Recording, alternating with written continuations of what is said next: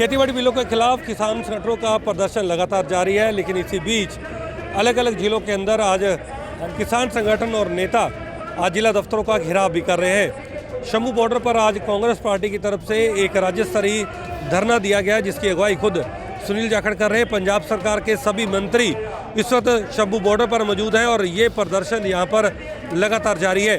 Congress party ये साफ कर चुकी है कि जब तक तीनों बिल किसी भी तरीके से वापस नहीं होंगे तब तक ये प्रदर्शन जारी रहेगा और वो किसानों का समर्थन करते रहेंगे। एक बार तस्वीर आपको दिखा देते हैं। कांग्रेस पार्टी के यहाँ पर तमाम जो वर्कर हैं, नेता इस स्टेज पर मौजूद हैं और ये धरना लगातार यहाँ पर जारी है और कांग्रेस पार्टी ये साफ कर चुकी है कि वो किसानों के पक्ष में लगातार खुलकर प्रदर्शन करती रहेगी और किसानों का हिमायत भी करती रहेगी। फिलहाल अब देखना ये होगा कि केंद्र के खिलाफ ये जो लड़ाई है वो और कितनी लंबी चलेगी। कैमरामैन मोहन के साथ मैं Navdeep Chhabra, JK 24/7 news, Shambhu border, Chandigarh.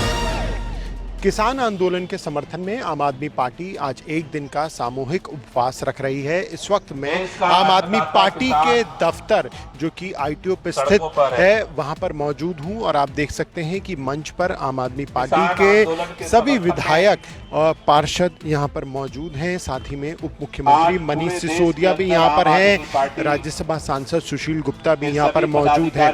दरअसल आम आदमी पार्टी ने आज एक दिन के सामूहिक उपवास का आह्वान किया है। खुद मुख्यमंत्री अरविंद केजरीवाल ने भी आम जनता से अपील की है कि वो जहां कहीं भी हैं वो भी किसानों के समर्थन में एक दिन का उपवास रखे। आपको बता दें कि 19 दिन से किसान जो हैं वो कृषि बिल को वापस लेने की मांग को लेकर आंदोलन कर रहे हैं और दिल्ली के बॉर्डर्स पर वो बैठे हुए हैं, जिसके समर्थन में आम आदमी पार्टी भी लगातार किसानों की आवाज उठा रही है और उसकी मांग है कि केंद्र सरकार को इस बिल को वापस लेना चाहिए। मुख्यमंत्री अरविंद केजरीवाल ने कल ये अपील भी की थी कि प्रधानमंत्री को इस बिल को वापस लेना चाहिए, बल्कि MSP की गारंटी को लेकर एक अलग से बिल भी लेकर आना चाहिए। कैमरा पर्सन सचिन के साथ प्रण शर्मा। देश भर में किसानों का आंदोलन जारी है। आज किसानों के आंदोलन को 19वां दिन है और इस बीच किसानों ने आज अनशन करने का पूरे दिन फैसला लिया है। इस बीच जहां एक तरफ किसानों का आंदोलन अपने उफान पर है तो वहीं सियासी सरगर्मियां भी पूरी तरीके से तेज हो चली है। आज ही इस पूरे मसले को लेकर एक बार फिर से गृह मंत्री अमित शाह और कृषि मंत्री ने बातचीत की, बैठक की और लगभग बैठक 1 घंटे से ऊपर चली। ये बैठक तब हुई जब इससे पहले भी कृषि मंत्री और अमित शाह यानी कि गृह मंत्री के बीच कई दौर की बातचीत हो चली है। लेकिन दूसरी तरफ हरियाणा के डिप्टी CM भी आज एक बार फिर से केंद्रीय मंत्री नितिन गडकरी से मुलाकात करने दिल्ली पहुंचे। आपको बता दें कि कल ही उन्होंने रक्षा मंत्री से मुलाकात की थी और एक बड़ा बयान दिया था कि 24 या 48 घंटे में कोई कंक्रीट डिसीजन निकलेगा। यानी कुल जमा ये कि अभी किसान आंदोलन को लेकर जहां एक तरफ केंद्र सरकार परेशान है तो वहीं दूसरी तरफ खबर ये है कि किसान आंदोलन के बीच हरियाणा सरकार पर भी संकट है, जिस संकट के बादल को छांटने के लिए या फिर उसे खत्म करने के लिए खुद डिप्टी CM लगातार मैराथन बैठकें कर रहे हैं अपनी पार्टी के अंदर और बैठ के कर रहे हैं केंद्रीय मंत्रियों के जरिए। लेकिन इन सब के बीच कॉन्क्रीट डिसीजन कब निकलेगा इसका सबको इंतजार है और इंतजार इस बात का भी है कि क्या किसानों की मांग को लेकर जिस मांग पर वो अड़े हैं उन्हें सरकार मनवा पाएगी या फिर किसानों के आंदोलन में अभी कुछ और नई तस्वीरें देखने को मिलेगी। फिलहाल इन सब के लिए थोड़ा सा करना होगा इंतजार। अगली अपडेट के लिए हम आपसे फिर मिलेंगे। कैमरामैन बलदेव नेगी के साथ रवि श्रीवास्तव, JK 24/7 न्यूज़ के लिए दिल्ली। कृषि बिल के विरोध में लगातार किसान प्रदर्शन कर रहे हैं और प्रदर्शन लगातार बढ़ता जा रहा है। और अब अगर हम बात करें सिंधु बॉर्डर की बात करें, टिकरी बॉर्डर की बात करें, वहां पर किसानों ने अपना आक्रोश तेज कर दिया। इस समय हम बुरारी ग्राउंड में मौजूद हैं। यहाँ पर किसानों ने जो है आज ट्रैक्टर रैली का आयोजन करके किसानों ने सरकार के विरुद्ध अपनी आवाज़ उठाई और लगातार जो ये किसान और सरकार की जो तनातनी है वो जारी होती हुई दिखाई दे रही है। अगर दूसरी तरफ हम बात करें, राजस्थान से भी हजारों की संख्या में किसान अब दिल्ली के लिए कूच कर चुके हैं और किसानों का जमावड़ा लगातार दिल्ली की तरफ बढ़ता जा रहा है, जिसको लेकर दिल्ली में अब राष्ट्रीय राजधानी दिल्ली के रहने वाले लोगों की भी लगातार दिक्कतें बढ़ती जा रही हैं। सब्जियां भी महंगी हो चुकी है, साथ ही साथ दूध का जो दूध की भी बिक्री अब लगातार महंगी होती जा रही है। देखना यह है कि सरकार और किसानों की तनातनी ये कब तक जारी रहती है। वीडियो जर्नलिस्ट प्रमोद गुप्ता के साथ केशव मिश्रा, JK 24/7 न्यूज़, दिल्ली।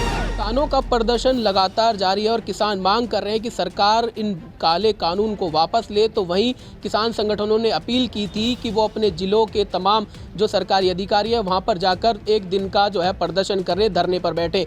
तो वहीं फरीदाबाद के सेक्टर 12 स्थित भी आज इसी तरह की तस्वीरें सामने आई, जहाँ पर कुछ किसान संगठनों से जुड़े हुए नेता या फिर राजनीतिक जुड़े हुए नेता वहाँ पर पहुँचे और उन्होंने सरकार के खिलाफ आवाज़ बुलंद करते हुए किसानों के समर्थन में आवाज़ उठाई। तो वहीं उन लोगों का कहना था कि सरकार जल्द से जल्द किसानों की बात को माने और जो 3 कृषि कानून है उनको वापस ले, नहीं तो आने वाले समय में किसानों का आंदोलन और ज़्यादा उग्र होगा। अब ऐसे में लगातार सरकार किसानों से बातचीत करने की बात कर रही है, लेकिन किसान संगठनों की ओर से किसी भी बातचीत को अब जो है रूप देते हुए नज़र नहीं आ रहे हैं। किसानों का कहना है सरकार जल्द से जल्द इन काले कानून को वापस ले, तभी जाकर किसान दिल्ली से जो है अपने अपने राज्यों का रुख करेंगे। सहयोगी राकेश के साथ संदीप गोयल, जेक 24/7 न्यूज़, फरीदाबाद। कृषि कानूनों का विरोध झेलने वाली केंद्र सरकार को अब राहत मिलती नजर आ रही है। जहां हरियाणा के किसानों ने हाल ही में कृषि बिलों का समर्थन किया है, तो वहीं अब उत्तराखंड के किसान भी इसके समर्थन में उतर चुके हैं। कल अरविंद पांडे मंत्री के नेतृत्व में केंद्रीय कृषि मंत्री नरेंद्र सिंह तोमर से किसानों ने मुलाकात की और साफ तौर पर उन्होंने इस बिलों का समर्थन जताया है। तो वहीं केंद्रीय मंत्री नरेंद्र सिंह तोमर ने साफ तौर पर कहा है कि अब किसान इस बिल को समझने लगे हैं, जरूर एक सफल बिल निकलकर सामने आएगा। कैमरामैन तिलक शर्मा के साथ धनराज गर्ग, जेके 24/7 न्यूज़, देहरादून। आंदोलन का आज 19वां दिन है और समाजवादी के राष्ट्रीय अध्यक्ष अखिलेश यादव ने ऐलान किया था कि समाजवादी पार्टी के कार्यकर्ता किसानों के समर्थन में सड़क पर उतरेंगे और जिला मुख्यालयों पर ज्ञापन देंगे।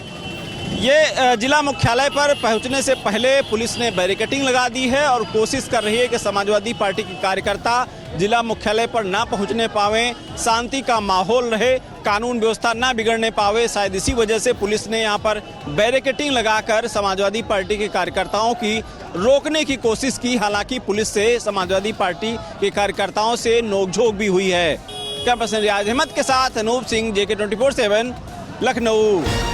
श्रीनगर के नटीपुरा इलाके में मिलिटेंटों ने आज पीपल्स डेमोक्रेटिक पार्टी के लीडर पे नज़दीक से गोलियां चलाई। हालांकि उनका जो मुहाफिज है वो उसमें गंभीर रूप से घायल हुआ था, जिसको बाद में अस्पताल ले जाया गया। लेकिन वहां पर बताया गया कि जख्मों की ताब न लाते हुए उनका जो मुहाफिज है वो दम तोड़ बैठा। हमले के फ़ौरन बाद सिक्योरिटी फोर्सेज ने पूरे इलाके को घेरे में ले लिया और हमलावरों की तलाश जो है इलाके में जारी है। लेकिन इस घटना के फ़ौरन बाद वहां पर खलबली भी मच गई है, जिसके फ़ौरन बाद जो ही वहां पर सिक्योरिटी फोर्सेस पहुंची तो उन्होंने मिलिटेंटों की तलाश शुरू की है। अभी तक मैं आपको यही बता दूं कि इस हमले में उनका जो मुहाफिज है वो जख्मों की ताब न लाते हुए दम तोड़ बैठा। फिदा हुसैन, गुलिस्तान। पश्चिम बंगाल में बीजेपी नेताओं पर हुए हमले के बाद से केंद्रीय गृह मंत्रालय ने पश्चिम बंगाल के मुख्य सचिव और पश्चिम बंगाल के डीजीपी को आज दिल्ली 12:30 बजे तलब किया था। लेकिन दोनों ही नौकरशाहों ने आज गृह मंत्रालय नहीं आने की बात कही, जिसके बाद से केंद्र सरकार और पश्चिम बंगाल की सरकार के बीच एक बार फिर टकराव देखने को मिल सकता है। दरअसल पश्चिम बंगाल सरकार और केंद्र सरकार के बीच इससे पहले भी कई सारे टकराव देखने को मिले हैं और सीधे तौर पर अधिकारियों का गृह मंत्रालय न आना ये दिखलाता है कि पश्चिम बंगाल सरकार फिलहाल केंद्र सरकार से दो हाथ करने के मूड में है। दरअसल बीजेपी के राष्ट्रीय महासचिव कैलाश विजयवर्गीय और राष्ट्रीय अध्यक्ष जेपी नड्डा के काफिले पर हमले होने के बाद से गृह मंत्रालय ने इन दोनों अधिकारियों को तलब किया था और राज्य की कानून व्यवस्था पर किस तरीके से काम हो रहा है उस पर स्पष्टीकरण देने की बात कही थी। लेकिन अधिकारियों का ना आना ये दिखलाता है कि पश्चिम बंगाल सीधे तौर पर अब केंद्र सरकार से दो हाथ करने के मूड में है। वादी कश्मीर के सयाहती मकाम गुलमर्ग में काफी ज्यादा चहल पहल और उसी चहल पहल को लेकर कह सकते हैं कि 3 से 4 फुट के करीब बर्फबारी और बर्फबारी को लुत्फ उठाने के लिए लोकलाइट्स के साथ साथ सयाह भी वादी कश्मीर के इस गुलमर्ग डेस्टिनेशन में आ चुके हैं। और आज इतवार का दिन है और इतवार के दिन हम देख रहे हैं कि एक साइड से अगर बात करें जो टेंशन कोविड का है उसे रिलैक्स करने के लिए लोग यहाँ आ रहे हैं, जिनका मानना है कि यहाँ पर वेल वेंटिलेटेड सराउंडिंग्स है और पोल्यूशन फ्री स्टेट है और पोल्यूशन फ्री जगह भी है, तो यहाँ आके दिल स्नो हो जाता है। और साथ ही साथ जीडीए महकमे ने कुछ अच्छे इनिशिएटिव्स भी ग्राउंड पे लिए हैं, जिसमें हम कह सकते हैं कि सड़क की साफ सफाई और दीगर मशीन का भी इस्तेमाल किया जा रहा है। वीडियो जर्नलिस्ट आबिद कादिर के साथ सईद इरफान फाजिल, गुलमर्ग कश्मीर। जम्मू कश्मीर में मौसम ने करवट बदल ली है और मौसम आप देखिए कि किस तरह से खुशगवार हो गया है। ठंड काफी ज्यादा बढ़ गई है और लोगों को काफी ज्यादा परेशानियां भी इससे झेलनी पड़ रही हैं। लेकिन सबसे बड़ी बात यहां पर कोरोना को लेकर अगर हम करें तो ज्यादातर मामले कोरोना के भी जम्मू कश्मीर केंद्र शासित प्रदेश के अंदर देखे जा रहे हैं और जिसमें मौत का आंकड़ा भी अब बढ़ता हुआ दिख रहा है। और साफ तौर पर WHO की तरफ से ये कहा भी गया था कि जैसे जैसे ठंड बढ़ जाएगी वैसे ही कोरोना के केसेस भी बढ़ जाएंगे। लद्दाख के अंदर इन दिनों मौसम साफ है, लेकिन दूसरी जानिब ठंड में दिन ब दिन इजाफा देखने को मिल रहा है। दुनिया का दूसरा सरदतरीन इलाका द्रास में -17 से नीचे टेम्परेचर रिकॉर्ड किया गया है। वहीं लेह और कारगिल के टाउन एरिया में -15 से नीचे टेम्परेचर रिकॉर्ड किया गया है। तापमान नीचे गिरते ही लोगों को काफ़ी दिक्कतों का सामना करना पड़ रहा है, खासकर वेहिकुलर मूवमेंट के लिए, क्योंकि सुबह शाम ठंड में बहुत इजाफा होने से रोड्स के हालात, सड़कों के हालात काफ़ी स्लिपरी है। इसको मद्देनजर रखते हुए ट्रैफिक पुलिस लद्दाख की जानिब से वेहिकुलर मूवमेंट के हवाले से लोगों को अपील की है कि एंटी स्किड चेन के साथ साथ जो बर्फ में बहुत सारे जो इंपॉर्टेंट चीज़ों की ज़रूरत पड़ता है ट्रैफिक मूवमेंट के लिए, वो इस्तेमाल किया जाए। दूसरी जानिब श्रीनगर करगिल लद्दाख कौमी शाहरा गाड़ियों की आमद-रफ्त के लिए फ़िलहाल बंद हैं, लेकिन ब्यूरो की विजयक और बैकन की जानिब से लगातार जोजिला पास पे बर्फ़ हटाने का काम बड़े पैमाने पे किया जा रहा है और उम्मीद की जा रही है कि आज शाम तक जोजिला पास एक बार फिर श्रीनगर करगिल लद्दाख हाईवे कनेक्ट हो सकता है और आने वाले वक्त में गाड़ियों की आमद-रफ्त के लिए एक बार फिर बहाल किया जा सकता है और एडवाइजरी जारी किया जा सकता है।